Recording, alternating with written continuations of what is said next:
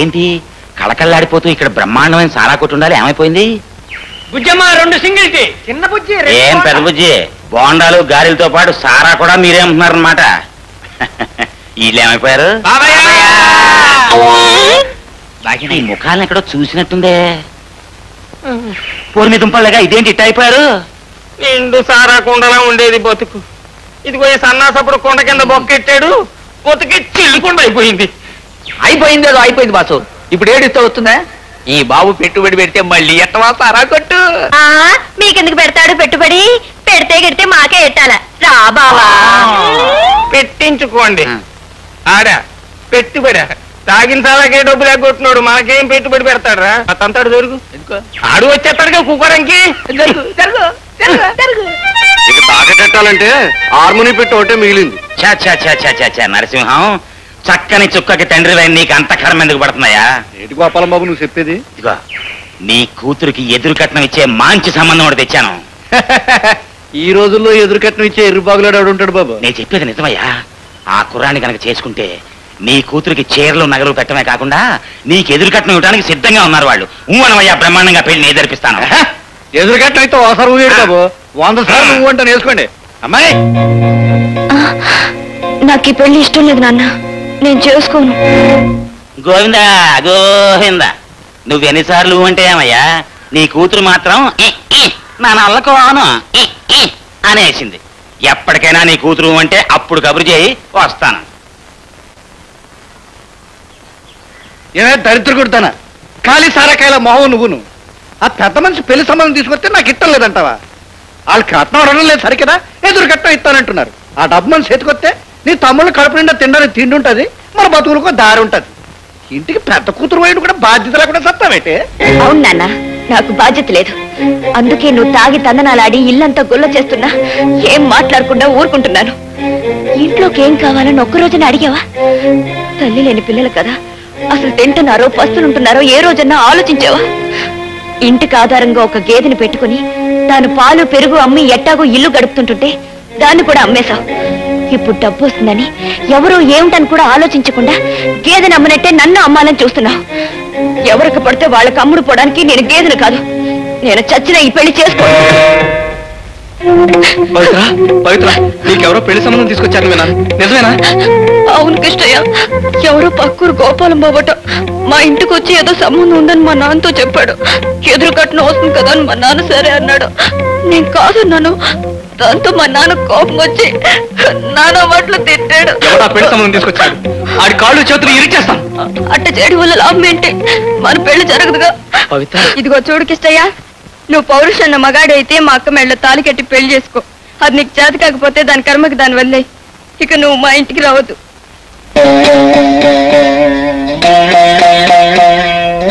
నువ్వు పౌరుషన్న మగాడైతే మా అక్క మెళ్ళ తాలి కట్టి పెళ్లి చేసుకో. ఏరా నరసింహం, తమరా బాబు, దయచేయండి దయచేయండి. ఏరా ఊరికి పెద్దవాళ్ళ మీద వస్తే చెప్పులు విసిరేసి మర్యాద చేస్తావా? తప్పుగా అర్థం చేసుకోకండి బాబు, పిల్లలు ఇల్లు అలుకుతున్నారు, పారాకే చెప్పులు బయట ఆడేశాను. రండి బాబు, కూర్చోండి. ఏంటి బాబు, ఊళ్ళో పెద్దలంతా కట్టకట్టుకొచ్చారు? ఏమి లేదురా, పవిత్రాకి ఒక మంచి సంబంధం తీసుకువచ్చాం. ఏంటి బాబు, తమరంతా కలిసి నా కూతురు సంబంధం తీసుకొచ్చారా? ఎవరు బాబు అబ్బాయి? రారా, ఆడపిల్లగా సిగ్గుపట్టావేంటి? రా.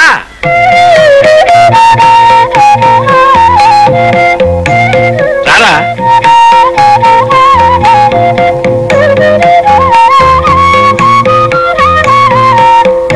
వాడికి తల్లి తండ్రి ఎవరు లేరు, అందుకే మేము తీసుకొచ్చాం. రే పిల్లలు, గౌరీ, సిట్టి, సిన్ని, రండ్రా. మన దశ తిరిగిపోయిందిరా. మీ కాబోయే బావగారు చూడండి రా. రేపు ఎప్పుడన్నా నేను సారత గోవింద అన్నా అనుకోండి, మీ మంచి చెడ్డలు చూసుకునే పెద్ద మంది దిగి వచ్చాడు రా. మీ అక్కేదిరా, మీ అక్క దమ్మా తాత. అమ్మా తాంపూలలో అట్టుకుని పెళ్లి కొడుకు గుమ్మంలోకి వచ్చాడమ్మా. ముహూర్తాలు ఎప్పుడు పెట్టాలా అని ఊళ్ళో పెద్దలందరూ కట్టుకుని వచ్చి కూర్చున్నారమ్మా. చెప్పు తల్లి, ముహూర్తాలు ఎప్పుడు పెట్టాలమ్మా? చెప్పమ్మా. అదేంట్రా, ముహూర్తం ఎప్పుడు అమ్మాయిని అడుగుతావు? ఏం లేదు బాబు, అమ్మాయి పెళ్లి అమ్మాయి ఇట్ట ప్రకారమే జరిపిద్దాం. సరే అబ్బాయి నీకు నచ్చాడుగా? చేసా అబ్బాయి ఏంటి బాబు?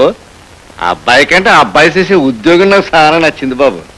ఏరా కృష్ణయ్య ఏదైనా ఉద్యోగంలో చేరావా? అదేంటి బాబు అలాగంటారు? ఆరి మొహం చూస్తూ ఉంటే తిరగడం లేదా బాబు?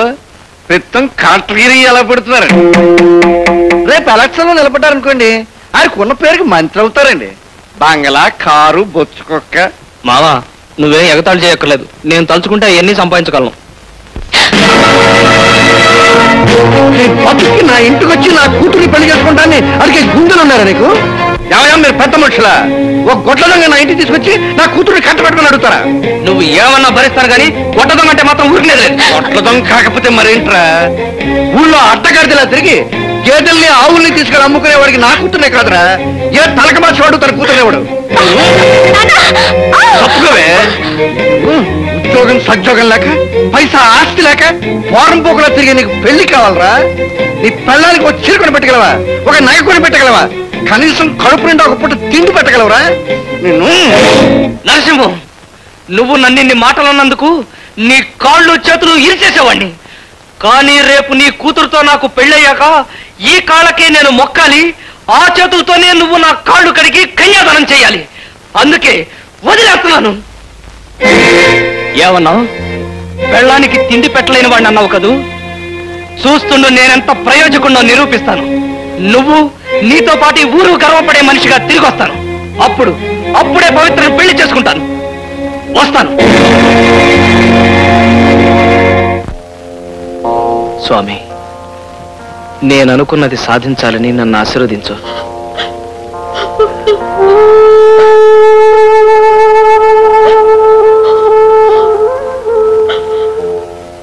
ఎందుకు పవిత్ర ఏడుస్తున్నావు? నేను వెళుతున్నది పట్టణానికేగా. ఒక ఏడాదిలోగా మనం సుఖంగా సంతోషంగా బ్రతకడానికి కావలసినంత డబ్బు సంపాదించుకొస్తాను. 10 మందిలోనూ ప్రయోజకుడిని అనిపించుకుని నిన్ను పెళ్లి చేసుకుంటాను. నువ్వు లేకుండా నేను ఇక్కడ ఉండలేను. నన్ను నిన్ను తీసుకెళ్ళిపో.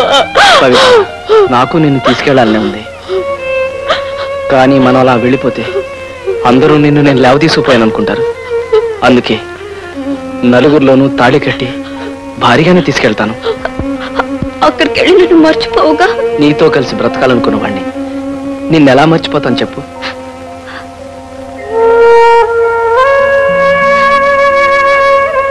ఆ దేవుడి మీద ప్రమాణం చేసి చెప్తున్నాను, నేనెంత డబ్బు సంపాదించినా ఎంత గొప్పవాణ్ణైనా సరే నాకు కావాల్సింది నువ్వే. మరి నువ్వు?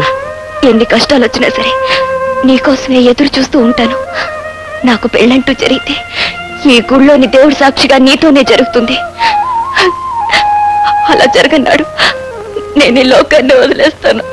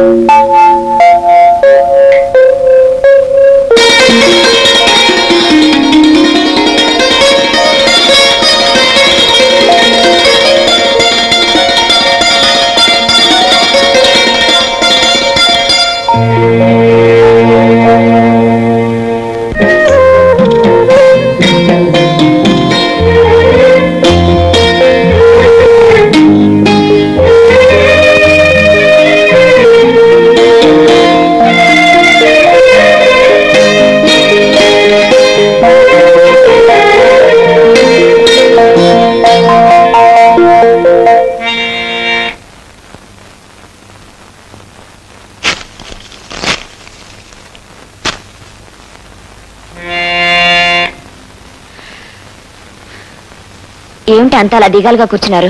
అక్క, నాన్న గేదెని మళ్ళీ అమ్మేశాడే. గేదెని అమ్మేశాడా?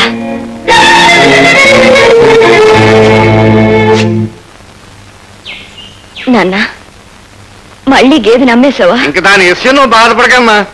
గేదెని నేనే అమ్మేశానమ్మా. అమ్మా, మనుషులు మనకే తినడానికి తాగడానికి ఏటి నాకపోతే గేదెకి ఏమిటి మేపుతామమ్మా? మనం దానికి ఏటి ఎట్టలేదనుకో, అది కొన్నాళ్ళకి ఎలా నీరసించిపోయి చచ్చిపోదు. జంతువులు చంపిన పాపం కూడా మనకు వస్తుంది. అందుకని నేను బాగా ఆలోచించి ఆ పిచ్చి ముండని 2 సార్లు కూడా అమ్మేశానమ్మా. కానీ విశ్వాసం కలిగి జంతువుల్లో గేదె కూడా ఉడతల్లి. ఎందుకంటే అది ఉన్న నాళ్ళు మనకు పాలు ఇచ్చిందా, అది వెళ్ళిపోయి కడుపు నిండా సారా ఇచ్చిందమ్మా. గేదె పాలే కాదు సారా కూడా ఇస్తుంది అన్న గొప్ప సత్యాన్ని నేను ఇప్పుడు నేర్చుకున్నానమ్మా. అమ్మా, సారా ఇంట్లో ఉంటే దొంగలు ఎత్తుకుపోతారని గొయ్యి తీసి కప్పెట్టేస్తున్నాను. ఆ సీసాలతో పాటు మమ్మల్ని పాతేయచ్చుగా. కుటుంబం అంతటికి ఆధారంగా ఉన్న గేదెను కాస్త అమ్మేశావు. రేపటి నుంచి ఇంటిల్ల పాతి ఎలా బ్రతికేది? పిల్లల ఆకలి నడితే ఏం చేయాలి? ఏం చేయాలో చెప్పు. ఏం చెయ్యాలో ఆలోచించే బదులు ఆ గోపాలం బాబు తెచ్చిన సంబంధం చేసుకోవచ్చుగా. అప్పుడు నీకు మొగుడు ఉంటాడు, పిల్లలకి అన్నం ఉంటుంది, నాకు మందు ఉంటుంది. నాన్న, కిష్టయ్యకి తప్ప నా మనసులో మరెవరికి చోట్లేదు. అతను వచ్చే వరకు కష్టపడి పనిచేసైనా సరే నా చెల్లిని తమ్ముళ్ళని నేను పోషించుకోగలను. పిచ్చి పిల్ల.